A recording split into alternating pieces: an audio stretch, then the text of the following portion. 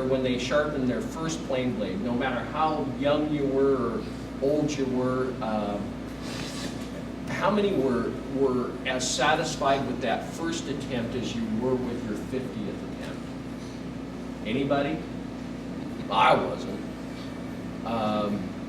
I think the first chisel I ground was in my grandfather's basement. We used to sharpen saws for all the locals. And the first plane blade, when he was teaching me woodworking, I think I ground it very skewed and very poorly. In fact, if I recall, the bevel wasn't even the same angle all the way across. Most likely he probably beat me up alongside the head or called me an idiot. But the thing is that he stuck with it, and I did learn, and the same thing with the saws, but it's a lot of muscle memory practice. The 4 steps that you're going to do are really simple, and they're in here, but it's basically you're just going to joint the saw, which is running a flat file from one end to the other. You're going to shape the teeth. You're going to set the teeth. And then you're going to repoint them. One of your biggest enemies is probably pressure. The amount of pressure you're applying to the file down into the gullets. Think of all you need to do is make firm contact as you push the file through the teeth. But if you press too hard, press too far forward, pull back, you're going to likely, especially with small teeth, take a tooth almost right off. Probably the easiest size of tooth to learn on is the ubiquitous 8-point. Chances are any garage sale you go to that has a handsaw there, it's either going to be a 7 or an 8-point, and most likely an 8-point prospect. I would advise you that if you don't have a used saw that's about an 8-point, 6, 7, 8, no more than 9 or 10, that you just go to a garage sale or something and pick one up and practice on it. Practicing on a back saw, especially if you have a back saw of say 12, 14, 16 PPI, is an invitation to possible frustration. The teeth get really small and you're going to get fatigued in your eyes. I would also advise magnifying lights. Articulated arm, magnifying lights. Even if you've got great eyes, get one of those. When you joint, if a tooth is taller than its neighbor, it's going to have a wider flat area on the top. And a tooth that's shorter, if it even gets hit by the file, is going to have a very small flat induced by running that flat file across them. So that reveals to you already big teeth and little teeth. So when you go to do the shaping process, you have to practice what's been commonly called crowding. Crowding the file in this graphic. You see a small flat at the top. The dashed line represents the ideal tooth line that you hopefully would end up with after filing. You see the point of that second tooth in from the left hasn't been touched at all by the file. Crowding in this case involves pushing the file and rotating the file forward if you're standing this way and the toe is down here, in order to end up with not sharpening the face of the one tooth that did not get a flat on it from jointing, but only treating the back of the next tooth. So crowding involves doing whatever's necessary with the file, and typically it's just pushing forward or pulling back to remove half of the flat. And I say half of the flat because in the shaping process, what you want to end up with eventually are even-sized flats on every single tooth. And about file, especially for the reshaping process, buy the cheapest files you can find. There's no sense in ruining a good saw file, which i.e. translates to it's expensive relatively, for the crude process of just filing away metal. It's buy the cheapest ones you can find, and that's typically going to be Nicholson, Simon's, and who knows what else. You might find a closeout on Baco. Baco will be around forever in a lot of hardware stores, and seeing how there's so many people out there sharpening saws, you know, they're probably dusty on a shelf somewhere. The very best files you can buy are Grobets. They're relatively expensive compared to the other brands. You can expect to pay almost twice as much for any given size. However, they're also the best game in town for once you get below about 13, 14 PPI.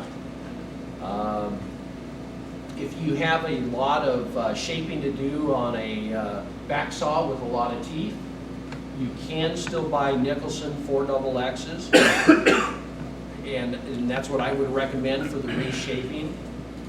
But the Grobet 4XX is widely available from people like Pete Turan, and Tools for Working Wood, I believe, now sells Grobet and all their whole saw file line.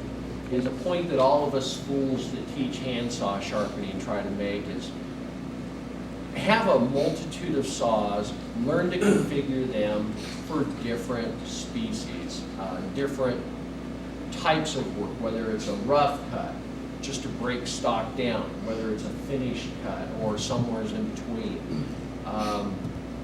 And what is that? Well, as far as a crosscut goes, what you're going to find out is different species really like different sharpening angles. But if you take this one for cutting the pine and put a lot of rake, which we're going to discuss, and a lot of fleam on it, you will find that that just breezes through that piece of pine. If you try to use that same saw on the oak, what you're going to be is frustrated. And you would think that, well, okay, well, this has a sharper point to it. It has a more acute angle, like a paring chisel. It's going to slice through anything. That's not true. Do you have a table somewhere where you have the different wood species and rip and cross cut? It will be available on our website soon. I think I actually have one up there, kind of in a hidden location, but I'm in the process of revising it. Okay. It might be able to be findable off my blog. I might not have wrote that one. The numbers on a saw set or the tick markings on a 42 mean not a lot. Think of them as just an index, and it's a good memory exercise. You're going to find that when you go to set a saw, always start with if you're unfamiliar with your saw set or what it's going to do on a given thickness of saw, because that's another thing. The thicker the saw, any given setting is probably not going to set it over as much, but that has to do with the spring back of the steel. It bends over, it wants to come back just a little bit. So start out with at the heel of a saw and go for until you're used to what your saw set's going to do on a given thickness. It's better to add too little set and decide it's too little and add some more than it is to what we call knocking out set, to reduce the amount of set. And so always start off with the least, try sawing into a cutoff of what you would normally be cutting. If you find that the saw is binding too much, add a little more. If you do add too much, never try to use the set to bend them the opposite way. You'll probably snap a tooth. But you can just lay the blade down on your bench and I use a brass hammer for this, but you can use a steel one. It just takes lighter taps. And literally just pound the teeth down one side, flip it over, and work your way to the end again. But that's about how hard I can. And I just do that all the way down, about that hard, about that fast, because that's the rhythm I always have used. and then check the set just by trying to cut a 6-inch wide board. And usually that's all it takes, just a single set of taps. And believe it or not, that's easier than trying to use the set again. Is using a stone to sort of smooth that out, is that a viable alternative? I just say no to stoning. I gave up stoning about 22 years of age. So stoning, in case you don't know, is taking a small natural stone or Norton man-made stone, but not a water stone, laying the saw down and running it from one end to the other lightly, flipping it over, doing the other side, and then checking the curve. And if the saw tries to wander to one side, that means that the side that it's cutting to needs to be face up on your bench and run the stone from heel to toe, by the way, again. And check the cut again. And if it still wanders, do it one more time. The idea, the point behind it is that whatever side it cuts to is set more. It's trying to cut more of a curve onto that side, and that will naturally pull the saw in an arc. So stoning corrects that by removing some of that tooth. I don't like stoning saws just simply because, in particular on my eBay buys, because I'm addicted to buying saws. On my eBay finds where I get a handsaw that has too much set, it has so much set that the chances are I'm going to take 1/3 of the thickness of that steel plate off by the time I'm done. And like for fine back saws, we'll take a page out of there, we'll fold it up alongside the saw plate, set it down in the vise, crank the vise fairly tight, and then back it off and shift it if we have to and tighten it back up. What that does is, say with a single page, so I'm talking a 16 PPI, 15 PPI, 20 PPI back saw, what that does is it allows the tips of the teeth to actually more or less pierce the paper. And yet, when the jaws close, you have the combined thickness of how many ever sheets, plus the thickness of the steel, plus the thickness of the paper on the other side. That's all those jaws can tighten.